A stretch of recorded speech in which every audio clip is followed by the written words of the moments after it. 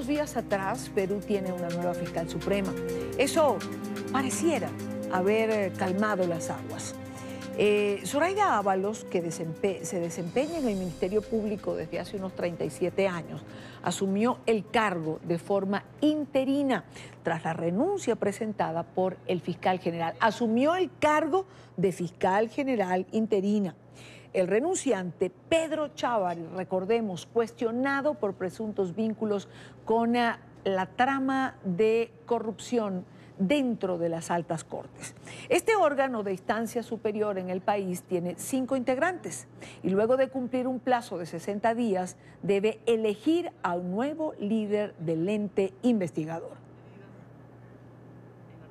Quiero saludar a esta hora a José Domingo Pérez. Él es fiscal provincial del caso Odebrecht en Perú y en su momento fue destituido por el fiscal Pedro Chávarri. Señor fiscal, muy buena tarde. Bienvenido, gracias por acompañarnos. Las gracias a usted. Vamos a hacer un poco de contexto y a retomar las cosas. ¿Cree usted que la destitución suya y del fiscal Rafael Vela, en su momento por el fiscal Chávarri, llevó al fiscal general a presentar su renuncia producto de la presión social que en torno a este evento se produjo en las calles del Perú? Bueno, considero de que han habido varias decisiones desafortunadas de Pedro Chávarri cuando ha ocupado el cargo de fiscal general. Una de las más graves y que más perjuicio ha causado al desarrollo regular de la investigación fue cuando nos removió del cargo de fiscales en el equipo especial que se dedicaba a la investigación de los casos Odebrecht, o conocido como casos Lava Jato. La presión social fue inmediata. La ciudadanía salió a las calles a protestar en redes sociales. La indignación creció de una manera bastante rápida. Los medios de comunicación también se mostraban desconcertados por la decisión que había adoptado Pedro Chávarri. Incluso el Poder Ejecutivo presentó un proyecto de ley para que se debate en el Parlamento peruano para la declaratoria de emergencia de la Fiscalía. Y todas estas circunstancias creo de que finalmente motivan que Pedro Chávarri renuncie al cargo de fiscal general. Pero yo quiero insistir, si usted me lo permite, ¿pudiéramos considerar esa renuncia un éxito del común? ¿De los miles de ciudadanos que salieron a levantar su voz de protesta en Perú? Usted lo ha dicho bien. Yo creo de que quien se debe llevar, digamos, las palmas es la sociedad peruana. La sociedad peruana, el pueblo, se mostró bastante indignado con lo que estaba ocurriendo con las autoridades que estaban encargadas de la investigación del caso Lava Jato. Creo que fue una respuesta inmediata a una decisión injusta e ilegal y que finalmente, por el bien de la Fiscalía, creo de que Pedro Chávarri tomó la decisión de apartarse. Un día antes tuve la oportunidad de allanar una de las oficinas de un asesor de Pedro Chávarri, lo cual no se logró ejecutar ese día porque la autorización judicial no había precisado algunos aspectos que eran necesarios. Se presentó, acá se conoce como se lacró, es decir, se establecieron mecanismos de seguridad.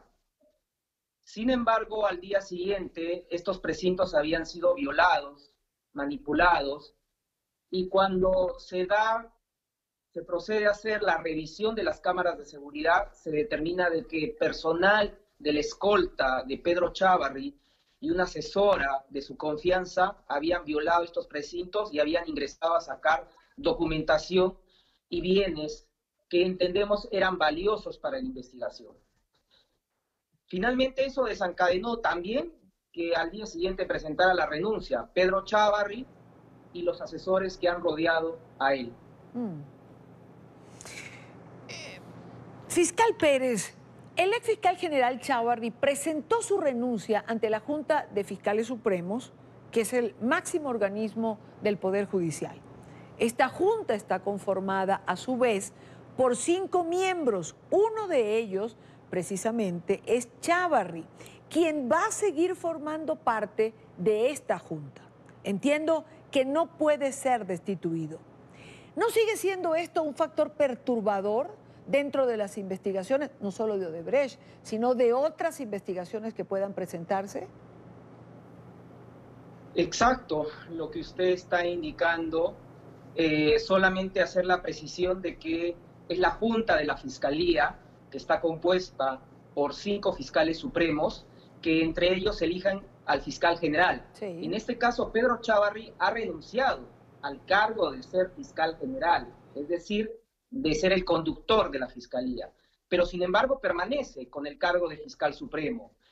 Se entiende de que la decisión respecto a su destitución pasa actualmente por el Parlamento o Congreso peruano, en donde se está discutiendo respecto a las denuncias que se han interpuesto en contra de Pedro Chávarri y que, de prosperar ellas, será el Parlamento o Congreso peruano quien lo destituya definitivamente del cargo de fiscal supremo y su separación de la Fiscalía.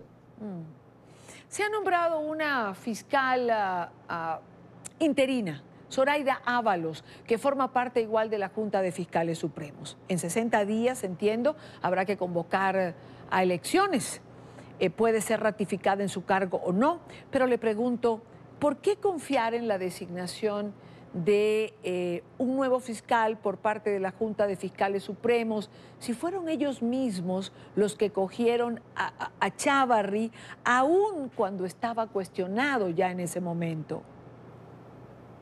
Porque en el caso de la doctora Zoraida Ábalos, actual fiscal general del Perú, ingresa al puesto sin ningún cuestionamiento, que por el contrario, Pedro Chávarri, al asumir el cargo de fiscal general, tenía estos cuestionamientos de orden ético. En el caso de Pedro Chávarri, desde antes que asumiera el cargo, ya había ciertas interrogantes sobre su desempeño. Sin embargo, la Junta de Fiscales Supremos toma esta decisión atendiendo de que entre ellos había un acuerdo respecto a que se iba a respetar la antigüedad. Pedro Chávarri, para ese momento, era el fiscal supremo más antiguo y que por lo tanto correspondía que asumiera el puesto de fiscal general. Sin embargo, estas situaciones que en un primer momento pudieron ser de orden ético, se han convertido ya en situaciones de orden penal, porque hay una clara interferencia en el desarrollo de las investigaciones. Tuve que denunciarlo por el delito de encubrimiento real y personal a Pedro Chávarri y otros aspectos más que se han ido sumando a una conducta lamentable en el desempeño que él ha tenido. Situación contraria a lo que sucede con la doctora Zoraida Ábalos. No tiene ningún cuestionamiento. Y esperamos, por el contrario de lo que sucedió con Pedro Chávarri, que ella pueda finalmente dar una tranquilidad y estabilidad al problema que ha ocurrido en la Fiscalía. Es decir, antes de que haya una intervención por declaratoria de emergencia de parte del Ejecutivo, esperamos los fiscales que la doctora Zoraida Ábalos pueda estabilizar el orden en nuestra institución. Es decir, la renuncia del fiscal general Chávarri no solucionó la crisis del Ministerio Público, pero por lo menos la encamina, le da calma a las aguas, como decía yo al comienzo.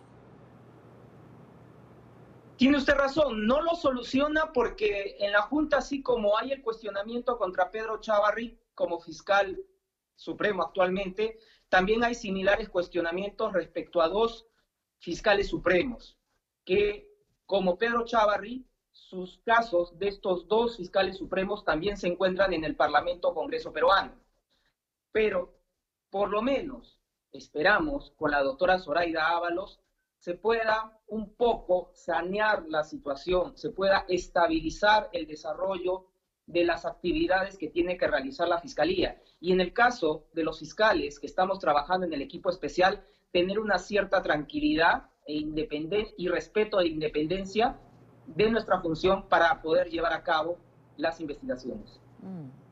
Por cierto, y ya que usted menciona investigaciones, ¿cómo van las investigaciones en el caso Odebrecht? ¿Cuán afectadas salen de toda esta crisis que se produjo en torno a la figura del fiscal Chávarri?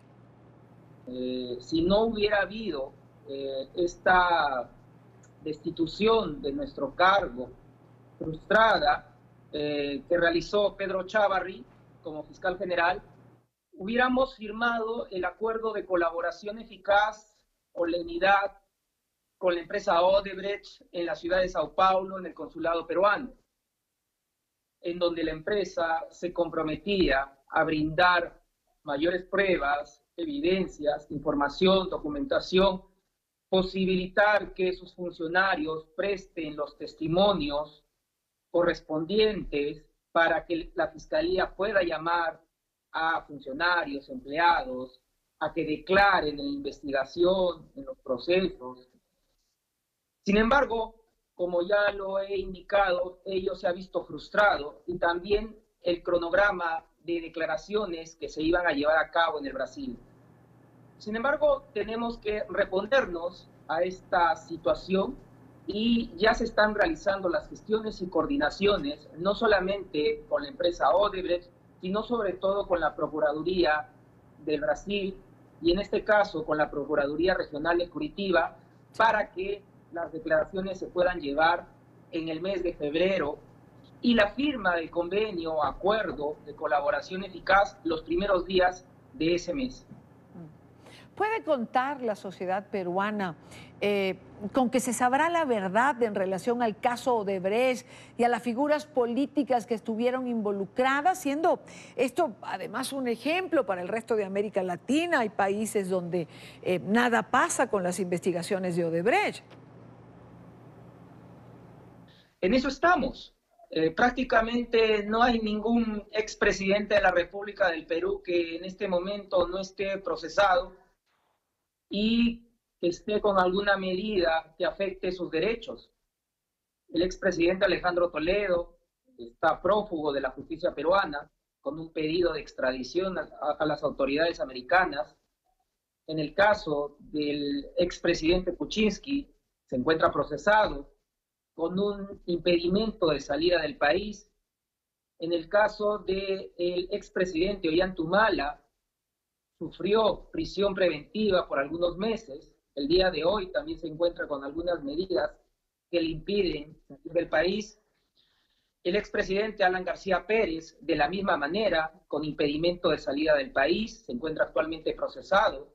La ex candidata Keiko Fujimori Gucci, candidata presidencial, se encuentra presa con un mandato de prisión preventiva, igualmente procesada. Y así entendemos de que los procesos, cumpliendo con las garantías procesales, van a tomar algunos meses más, entendemos, para poder encauzarlos en juzgamientos en donde se puedan establecer, de ser el caso, digo, algún tipo de sanción penal. Pero creo que esto se va a lograr finalmente cuando se termine por formalizar el acuerdo de colaboración eficaz o lenidad con la empresa Odebrecht. Ello nos va a permitir a todos los fiscales del equipo especial tener mayor evidencia, mayor prueba y poder tener a los funcionarios de la empresa Odebrecht a disposición de las autoridades peruanas. Quiero agradecer a José Domingo Pérez, el fiscal provincial del caso Odebrecht en Perú. Muchísimas gracias por compartir con nosotros estos minutos y ayudarnos a entender todo el proceso que se ha dado en torno a la destitución del fiscal general Chávarri y a esta crisis por la que ha atravesado y atraviesa el Ministerio Público en su país. Muy buena tarde para usted. Las gracias a usted.